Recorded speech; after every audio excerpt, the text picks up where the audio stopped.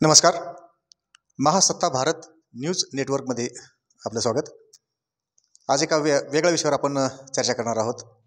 तो विषय असा आहे की नगर तालुक्यातल्या चिचोंडी पाटील गावचे जे माजी जिल्हा परिषद सदस्य आहेत,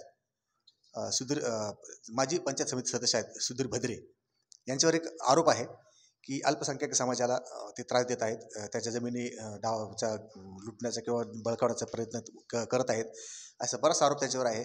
काही ठिकाणी बातम्यासुद्धा आल्या आहेत. तर त्या संदर्भात आपण भद्रे यांच्याशीच या संदर्भात चर्चा करणार आहोत. तर भद्रे साहेब नमस्कार. आपल्यावर जो आरोप होत आहे तर त्या आरोपाच्या संदर्भात आपण काय सांगाल? समजा आपला जो काय पहिला जो आपल्यावर आरोप आहे की जी कौसाबाई मारुती सरोदे असतील, सूर्यभान सरोदे असतील, विठ्ठल दगडू सरोदे यांची जमीन मी बळकावली असा तुमच्यावर आरोप आहे, काय सांगा? मुळातच कौसाबाई मारुती सरोदे असतील, विठ्ठल दगडू सरोदे असतील, सूर्यभान तानाजी सरोदे असतील, यांनी त्यांच्या जमिनी विक्री केलेल्या आहेत. त्याची खरेदी खतं माझ्याकडे आहेत आणि त्यांनी ज्या जमिनी विक्री केल्या त्या जमिनी ज्यांनी आरोप केला त्यांनाच एकाला आहेत. शरद खंडू पवार हे सरपंच आहेत, त्यांनाच एक जमीन विकलेली आहे. दुसरी जी जमीन आहे ती गोमेवाडी कुठंतरी, तालुका आटपाडी, जिल्हा सांगली इथला मनुष्य आहे आणि तिसरी जमीन पुण्याच्या मनुष्याची आहे. या तिन्ही जमिनी खूप लक्षावधी रुपयांना गेलेल्या आहेत.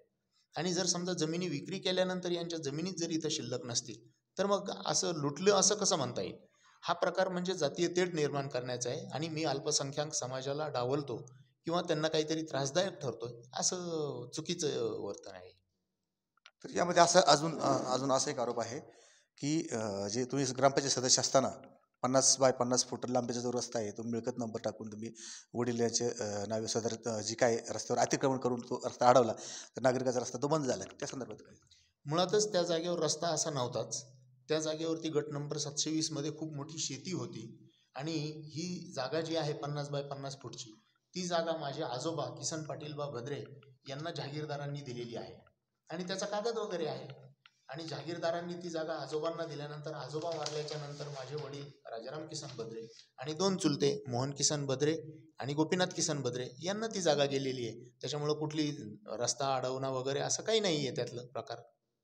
दुसरा मुद्दा आहे अजून एक की अंबादास धोंडेबा फिसके यांच्या जे कंपाऊंड संदर्भात जी काही मोजणी झालेली आहे तर ती ह्याचं कंपाऊंड का याचं तुमचा आग्रह तुमचा होता की ह्याच्या हातीत फिसके यांच्या हातीत कंपाऊंड व्हावं.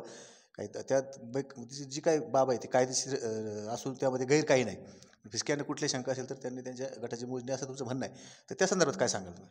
मुळातच ती जमीन आम्ही सुमारे 15-20 वर्षांपूर्वी घेतलेली आहे आणि त्या जमिनीमध्ये जाण्याचा रस्ता आहे.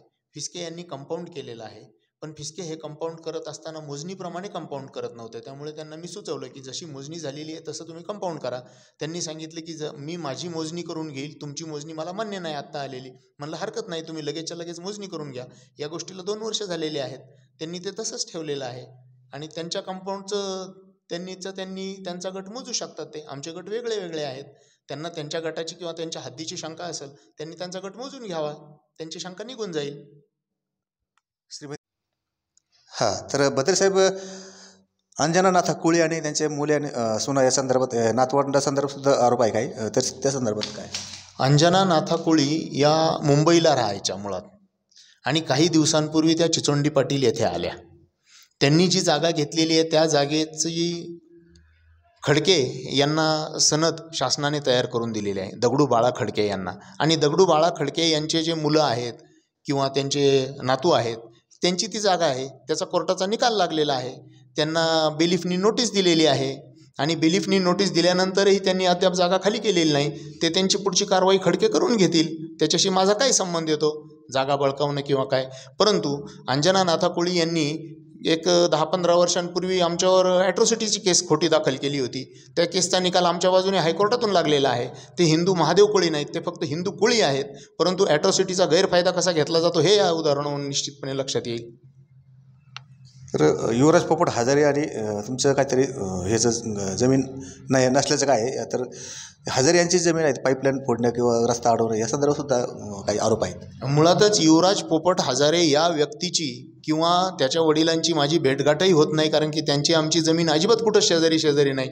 परंतु कुठलं तरी कांगडं घोंगडं करायचं, काहीतरी लबाडी करायची, काहीतरी खोटं करायचं, याच्यासाठी युवराज पोपट हजारे यांनी तो अर्ज केला आहे. आणि त्याच्या 2-2, 3-3 महिने जर पोलीस स्टेशनला दखल घेत नसतील, असं कसं काय होऊ शकतं? त्यांनी पोलीस स्टेशनला जायला पाहिजे होतं किंवा वेळच्या वेळेला प्रत्येक गोष्ट करायला पाहिजे होती. त्यांनी सांगितलं की मी काहीतरी त्यांची 5 एकर जमीन 50,000मध्ये घेतो. ती कशी काय घेऊ शकतो? जर सौदा असेल तर घेऊ शकतो.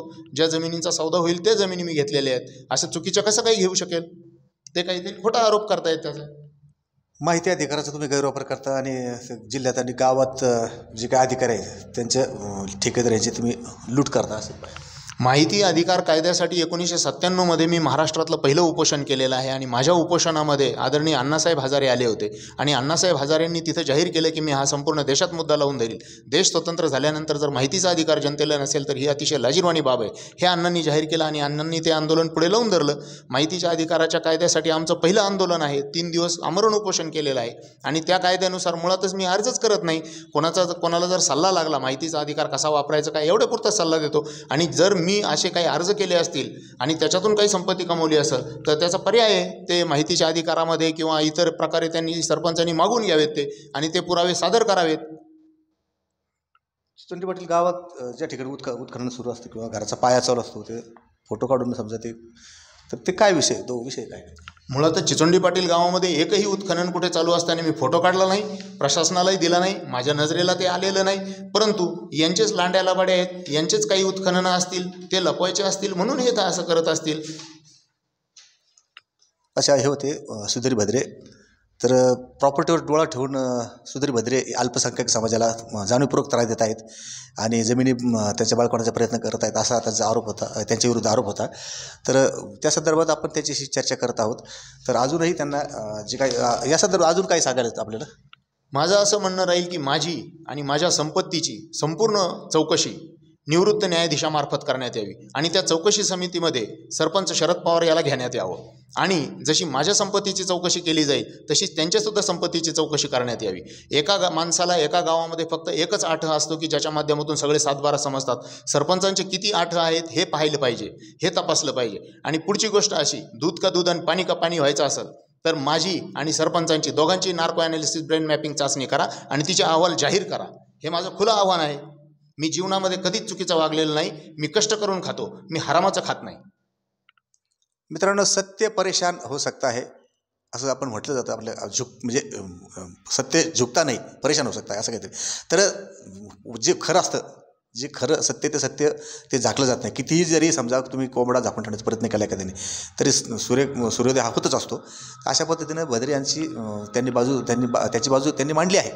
तर या संदर्भात अजूनही काही शेतकरी ग्रामस्थांच्या प्रतिक्रिया आहेत ते आपण घेणार आहोत. म्हातारदेव नाना खडके, राहणार चिचोंडी पाटील. आमच्या आजोबाला गव्हर्नमेंटने खळे वाडग्यासाठी सरकारने जागा दिलेली होती आणि त्या जागेसाठी आम्ही तिथं राहत होतो. आणि नंतर काय झालं की आमचे दोस्त, आमच्या आजोबाचे दोस्त होता कोळी, त्याला तिथं टोनगा बांधायसाठी आम्ही उलशीक जागा दिली. तर त्याच्यानंतर त्याचे नातू मुंबईला राहत होते, त्यांचा आणि आमचा काही संबंध नव्हता. ते आल्यानंतर त्यांनी आम्हाला धक्काबुच्ची करून वाडग्याच्या बाहेर काढ. मग आम्ही त्यांना गावातले 2 लोक समजून त्यांना सांगितलं की ते काय ऐकलं नाही. मग आम्ही कोर्टात गेलो. कोर्टात भांडण आमचं 10-12 वर्षे झाली चालू होतं. कोर्टाने आमच्या बाजूने निकाल दिला, सगळं जिल्ही कोर्टाने निकाल दिला. तरी आम्ही त्यांच्याकडे गेलो, म्हणलं कोर्टाचं निकाल आहे, तरी ते काय बाहेर निघाले नाही. एवढं झालं. आता मग जसं आमचं कोर्ट सांगेल तसं पद्धतीने आम्ही करू. माझं नाव सुदाम बाबूराव नालकुल, राहणार चिचोंडी पाटील, तालुका जिल्हा अहमदनगर. आता हा इथून जो आहे आमचा पिढीने पार वहिवाटीचा रस्ता, गाडी रस्ता होता. परंतु सध्या तो रस्ता बंद केलेला आहे आणि शेतामध्ये जाणे येणे, शेताची मशागत करणे, शेतातील पिकं काढणे हे आम्हाला लोकांना फार मुश्किल झालेलं आहे. तरी आमची ही विनंती आहे की आम्हाला थोडासा गाडी रस्ता मोकळा करून द्यावा अशी आमची विनंती आहे. शेजारील शेतकऱ्यांनी बी सहकार्य करून 5 फूट इकडून 5 फूट तिकडून असा दोन्ही मिळून एक गाडी रस्ता आम्हाला जर तयार करून दिला तर फार बरं होईल. हे बाकी शेतकरी बी माझ्याबरोबरच आहे. काय जवळजवळ 10 ते 15 जणांचा रस्ता आहे ह्यो. आणि त्याच्यामुळं फार अडवणूक झालेली आहे आता. तरी बाकी आपला आपला अभिप्राय सांगतील आता.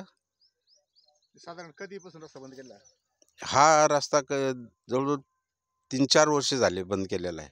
या 4 वर्षाच्या दरम्यान तुम्ही काही पोलीस कंप्लेंट वगैरे? आम्ही काही कंप्लेंट नाही केली. त्यांना वेळोवेळी समजून सांगितलं, बुवा आम्हाला द्या, आमचा वहिवाटीचा रस्ता येतो, असं नका करू.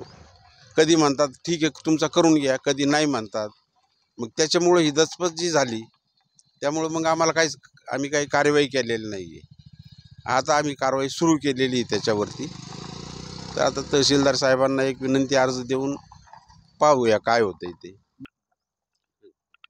मोहन यादव तनपुरे, गट नंबर 1046 लगत. आता तसं पाहायला गेलं तर रस्ता इथून होता, आम्ही लहानपणापासून पाहतोय रस्ता इथं होत आहे. संबंधित माणसाने हेतुपुरस्सर रस्ता बंद केलेला आहे. पूर्वी रस्ता होते, लोक जायचे, आता गरजेप्रमाणे लोक जात नाहीत. कोणाचे वाईटपणे घेता काय करता याच्याकरता कोणी पुढं होत नाही. तर आम्ही मोजणी 2 महिन्यापूर्वी मोजणी झालेली आहे. पर्वत भूमी अभिलेख कार्यालयाकडे नकाशा आणायला गेलतो. तर संबंधित DDO काय तिथं नव्हते. सोमवारी आम्हाला मोजणीचा नकाशा आणायला बोलावलंय. पाहू आता. नाव सांगा. मी रामभाऊ पांडुरंग गोडके, माझी गट नंबर 1045 आहे. माझे 9 एकर क्षेत्र 80 गुंठे क्षेत्र आहे. तरी मला वहिवाटीस फार अडचण येत आहे. तरी तहसीलदार साहेबांनी याच्यात लक्ष घालून आम्हाला लवकरात लवकर रस्ता करून द्यावा ही विनंती. अर्जुन माधव नालकुल, राहणार चिचुंडी पाटील. आमचे शेतीकर जाणे येण्याचा रस्ता आमचा बंद झाल्यामुळं आम्हाला शेतावर जाता येत नाही, येता येत नाही, शेती करता येत नाही. आता आमचा 1044 गट नंबर आहे. या लगत रस्ता सगळा बंद केलेला आहे. याची कार्यवाही तहसीलदारांनी करून द्यावी ही आमची विनंती आहे. नाव अंबादास शंकर जाधव, राहणार चिचोंडी पाटील. हे आमचा वहिवाटाचा रोड आहे. म्हणजे आमच्या वडिलापासून आजीपासून तो रोड आहे. हे आमचा रोड आडेला आहे त्यांनी. नेमकं आता कसं आहे, तहसीलदार साहेबांनी 1042 1043 गट नंबर आहे. आम्हाला जायला तकलीफ होती. यांनी आता अशा काट्या टाकल्यावर कसं जायचं कसं यायचं. हे आमचे प्रेमाचे माणसं आहेत, यांचीसुद्धा अडवणूक केली त्यांनी. हे असं याच्यात तहसील साहेबांनी थोडंसं हे करून आमची वाट करून द्यावं अशी आमची विनंती आहे.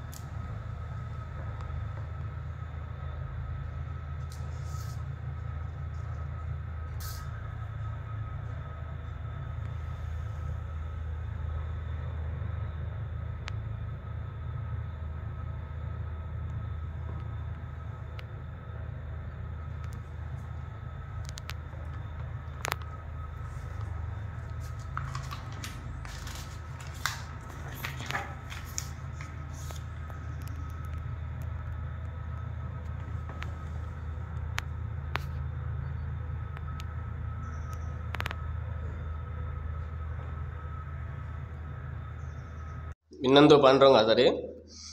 हे युवराज पोपट हजारे आणि पोपट हजारे हे आमचे चुलते आहेत. पोपट हजारे हे आमचं मध्ये ना आपल्या गल्लीतल्या रस्त्यावरून थोडा वाद झाला होता. ते रस्त्यात मध्ये ना ट्रॅक्टर लावायची, गाडी लावायची, आम्हाला जायला रस्ता नव्हता राहत. त्याच्यामुळं थोडा आमचा किरकोळ वाद झाला होता मोठ्या भावातून. त्या वादावरून ते आमच्या गाया बिया सोडतात राहण्यात, आम्हाला तकलीफ देऊ राहिलेत. आमचीच पाईपलाईन त्यांनी फोडलेली आहे, पण ते आमच्यावरच खोटा आरोप करतात. आणि आमचं नाव ही नाही करताना ते दादांचं नाव घेतात, बद्रे दादांचं. त्यांचा काही संबंध नाही आहे, शेजारी नाही तर ते. हे आमची भावकी आहे आणि आमची भावकी असून हे त्यांना तकलीफ देतात, विनाकारण त्यांना बदनाम करून राहिलेत.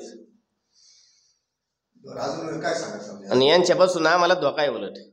हे आमच्या गाया रातची सोडायला येते, तिथं रातची सोडून देतात दुसऱ्याच्या मालात. आणि मध्ये त्यांचं ना असंच एका त्यांच्या लहान्या भावाचं म्हणजे युवराजच्या लहान्या भावाचं लग्न झालेलं आहे. त्यांनी भिल समाजाची मुलगी केलेली. आम्हाला त्याच्याशी काही देणं घेणं नव्हतं, आम्हाला काय माहिती बी नव्हतं. तरी त्यांनी काय केलं की अशी बोंब उठली की यांनीच कळलं, यांनीच कुन्न केलं आणि ते माझ रातची कांड करण्यात असं लोकांना म्हणायचे मध्ये मध्ये, असं ते धमके द्यायचे गपचिप. आणि मी एक दिवशी म्हणलो, ते म्हणले नाही आम्ही नाही असं म्हणलेलो. आणि त्याच्यानंतर आहे ना त्यांनी 3 बारे आमच्या गाया सोडून दिल्यात विनाकारण, वाट्यात जाऊन आपल्या तिथं.